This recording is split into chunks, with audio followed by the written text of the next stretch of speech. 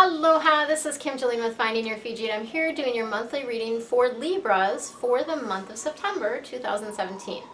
So we are going to have your theme for the month, and then we'll be getting a little bit more guidance from our angels, as we always do. And in this month, I'm going to loosely say that this is going to relate to finances, because when I did the last reading, they were bringing in all kinds of relationship stuff. So we don't know what they're going to do, but I'm going to say that my intention is this may be about finances, right? We'll see what comes in.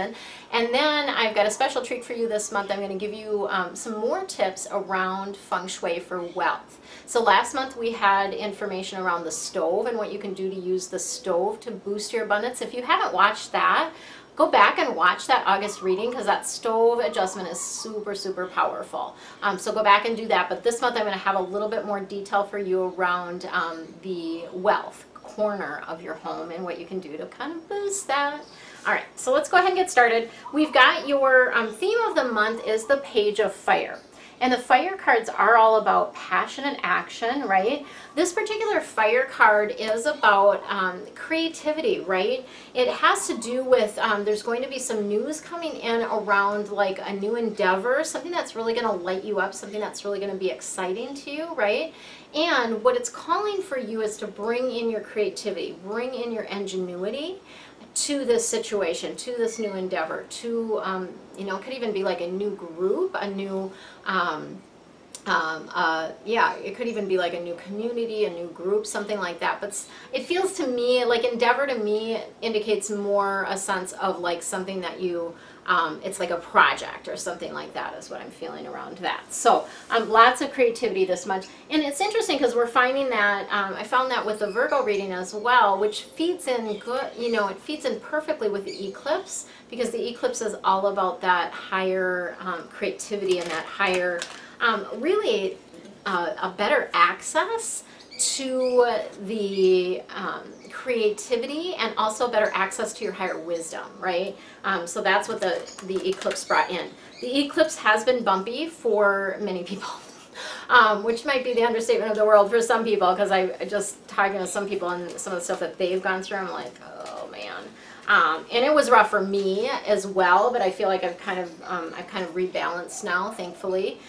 But you may have found yourself having a lot of headaches,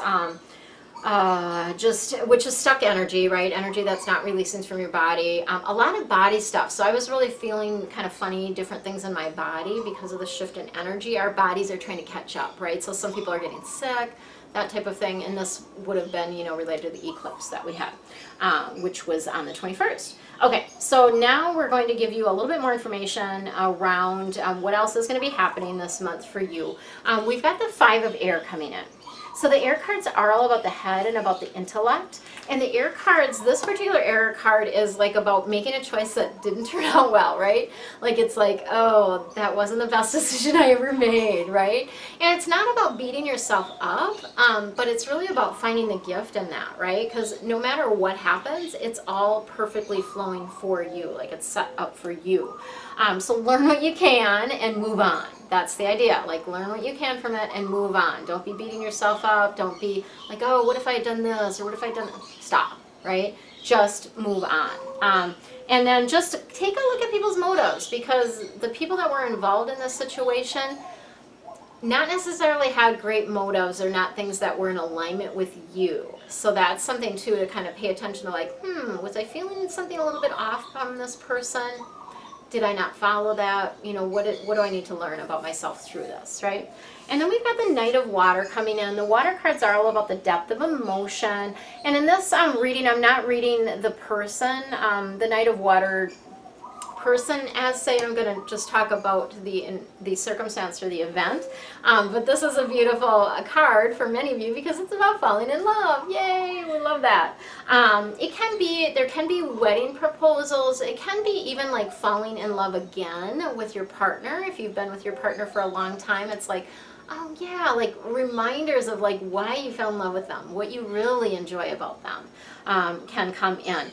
There is a need to balance emotions. So you're with an eclipse as well, emotions can be like totally out of whack, right? And so there is a sense in September of needing to get grounded, needing to balance your emotions, and obviously being out in the outdoors, which is part of why, like, I was considering actually doing the readings inside this month, and I just couldn't do it. Like, especially with all this eclipse energy, I need to be outside, like, yeah, I couldn't do it. So, needing to balance that. And then there may be something that you're invited to, some sort of social event, something like that, that is going to come up for you, and they're wanting you to, yes, go ahead and go, right? Like, open yourself up to that. So this last card is, in this line, is pretty interesting because it's the release card. It's Archangel Azrael. So this is really letting you know this is a big transition time for you. So it's really the end of a phase, the end of a situation for you, and it's about moving forward, right? So lots of times people, you know, I think in the traditional tarot, they read this as like the death card. We don't have that card in our, in the angel deck. They're all very gentle. It's about release. It's about letting go. So in some respects, it can be about relationships that leave. It can be about, you know, jobs, you know, pets. A lot of pets are transitioning right now. You know, all kinds of different things that can be coming up. But it's a spiritual thing for you, right? Spiritual transformations, opportunity for growth for you, right? And even if there's physical people that are actually transitioning to the non-physical, they're never leaving you. They're still here, right? They're still here in spirit. You can talk to them. They just don't have that same physical body that they had, right? So being open to that. And it really is time for you to move on, okay? So it may be too, like, partially maybe like sick of circumstances or sick of something that's happening in your life, and it's like, okay, enough. Finally, you're like, enough. Now I'm going to change things, right? Sometimes we need to get to that point of enoughness before we surrender. And that happened to me last summer with my financial situation. I was like, okay, like what I'm doing is not working. Like I give up. Like it's kind of like crying uncle, right? I give up. I'm going to just allow divine to lead me. I'm going to allow my spirit team to lead me and guide me, follow that guidance, and whoa, look what happened. Like here I am living in paradise. Like who gets to do that? So crazy. And oh, I just have to share this little piece. I have no idea what sign he is, but maybe he's a Virgo. But I have a massage therapist that I worked with this week, and he had an angel number on his wrist. He saw my angel cards, and he has he had 333 on his wrist. I'm like, of course, I'm in Maui, and I would have a massage therapist that has an angel number on their arm, right? Like, so cool, so awesome. So, and 333 is, of course, a wink from the Ascended Masters. That's a, that is, if you are see numbers a lot, if that's something, that's where the way angels communicate with me a lot, and they do with other people as well. So you can look up, there's little angel numbers books. Doreen Virtue's got one of those. I love the app. There's an app, Angel Numbers 101, and it's great because you just type in the number and it pops up, right? So if you're interested in that. So this is fascinating. This card came up for the Virgos as well. So those of you that are on the cusp are going to see that there's like some threads weaving through here, because this was actually the last card that came up for Virgos. Now it's the first card for you guys. Archangel Azrael. So again, we've got Azrael really, really helping you with transition this month. And this is about being a counselor. So this is letting you know that you are a natural counselor, and that you do, you know, that is part of your life purpose. That's part of what you're meant to be doing, is counseling and helping people. And really, you know, people do benefit from your guidance and your reassurance. The trick around this is the boundaries, right? Is having those boundaries and making sure that you're giving back the other people the stuff that they may have, you know, sort of dumped on you, right? For you to help them with. And I'm very good about doing this just because I'm used to doing it with my clients, with my coaching clients. I'm very clear, like when I'm done with a call, I'm cutting cords, I'm clearing that energy, I'm giving them back their stuff, so because that's a beautiful gift for them. They need to process that and work with that, right? I don't need to carry that for them. You don't need to carry energy for anyone else. You just don't. And then we've got Archangel Michael coming in, and this is about remembering who you are. So Archangel Michael is all about, hello, wake up. You're a powerful creator. Like, you can create anything that you want. And if you're not doing that, what's stopping you? Like, are you not following the guidance? Are you not open? Are you not keeping your energy field clear? What's going on that you're not creating the things that you want? And so the other piece of this with Archangel Michael is letting you know that you are loved, right? And letting you know, like, he just shows me this big pink heart of love all around you, and just letting you know that you are so loved. Even in your mistakes, even in your not getting it right, which we all do that, right? Like, there's all kinds of times that I don't get it right. Everyone has that. And so just even in that, you're completely loved, no matter what, just because you exist. It has nothing to do with what you've done, what you're going to do, who you are in the world. Just because you exist, you are loved. So let that sink in for a minute. All right. And then we've got Archangel Raphael coming in. So I'm kind of trying to see how this is all correlating to finances. It's really not. And so I think I'm going to let go of that thread of, like, this has to correlate to finances. I don't know. But healthy lifestyle. So Archangel Raphael is coming in with really letting you know it's so, so important that you get enough sleep, that you're taking care and putting things in your body that feel good, right?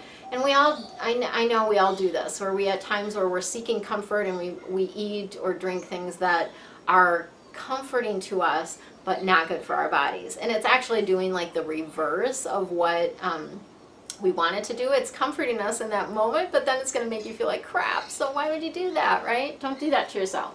And then getting exercise regularly, and whether that's just walking outside, whether that's, you know, lifting weights, whether that's, I love going to dance class. That's one of the ways that I love to get exercise. There's all kinds of different ways. Swimming, you know, there's all kinds of different ways that you can get exercise, but doing that regularly. So your body wants to move. Let it move, like, move it. Every day is important. So that's what I've got for you for the general reading. Stay tuned for the next video that's going to give you some quick Feng Shui tips for your wealth. And if you love this, if you absolutely love this and want more, I have a couple different options for you. I have a deep dive angel reading membership program that you can take advantage of. It's only $8.88 a month. Literally, like, I'm sure you spend more than that on coffee or tea or whatever you're drinking. So $8.88 a month, or you can purchase just a single reading if you just want this one with the wealth stuff. It's $5.55, so really inexpensive. And I'm also available for private readings, of course, always, and you really get a lot more detailed information. In fact, I always tell people when I'm doing private readings, like, I'm going to keep talking. If you have a question, feel free to interrupt me, but I'm going to just keep talking because they have so much information that they're bringing through that it's all I can do to get it in. And I'll do 30-minute readings, I will do that, but I really prefer an hour because then I'm able to really relay all the information that they have for you. So for now, relax, have fun, and enjoy your month. Stay tuned for the next video. Aloha, it's Kim Jolie with Finding Your Fiji, and I'm here with your quick tip, Feng Shui tip for September 2017. So what we've got today is we're going to be talking a little bit more about abundance and about wealth and how to attract more abundance to you, right? Everybody's interested in that. We talked last month about your stove and things that you could do related to your stove to boost your abundance. So this month we're going to be focusing on the third area. So just to kind of recap, the first area is your front door, and I did a video on that several months ago along with the readings. And then the second area is the stove that relates to your wealth and abundance. And then the third area is the wealth corner. So that's what we're going to be focusing on today, is the wealth corner. Yay, so fun. So there's a couple, actually I'm going to give you 3 quick tips. I always want to say it's going to be 1 quick tip, but it's really 3 quick tips that I'm going to be giving to you around wealth and abundance. So the first one is to identify where your wealth corner is. Actually, this is kind of a precursor to it. So identify where your wealth corner is. So if you're standing at your front door, outside your front door, facing the front door, your wealth corner is going to be the back left, okay? The back left of your space. So when you're standing facing the front door, the back left of your space. Sometimes for some of you this might be a garage. So if you have a garage that's attached to your home, that that is also included in your, what we call your bagua, your mental map of your space. And so your wealth corner may very well be in your garage. So identifying where that corner is kind of the first thing that you need to do. Then let's take a look at what's going on there, right? Is that where you keep your garbage cans? Is there a lot of clutter in that area, right? These are all things that are affecting the money flow to you and the money in and out to you in your life, right? So number one, I would make sure that it's clean, right? Make sure that that area is clean and that it is clutter free, right? We don't want to have a lot of clutter in our wealth corner. And wealth corner too, you can look at the wealth corner of each room of your home as well. So particularly, I don't concern myself with wealth corners in every single room, but I do look at the bedroom and also the office as well as the main part of the house, right? So your bedroom, and if you have a home office, that would be another area to take a look at.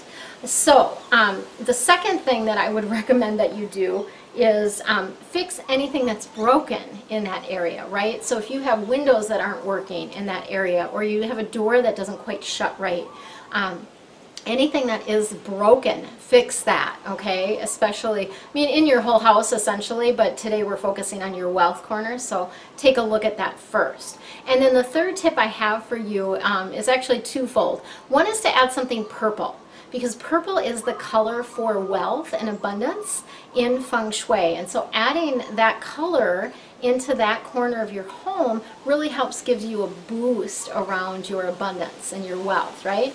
And then along with that, you can add something that reminds you of abundance. So that could be, you know, maybe you've got a beautiful vase that makes you feel like you're abundant every time you look at it. For me, I've got a chunk of amethyst crystal in that corner. So, you know, a big chunk of crystal, that makes me feel abundant. You know, it looks like diamonds almost sitting there, right? So those are going to be your quick Feng Shui tips for wealth and abundance for this month. If you would like more, please go down and grab my deep dive reading for this month. That's going to give you deeper dive information about your particular life purpose, romance, health, all those kind of things, but it also gives you deeper dive Feng Shui tips related to your wealth. So really, really beautiful. And if you love that, then join my membership, right? Join the membership and get that along with many, many other juicy bonuses each month. For now, relax, have fun, and enjoy the month of September. Much love to you.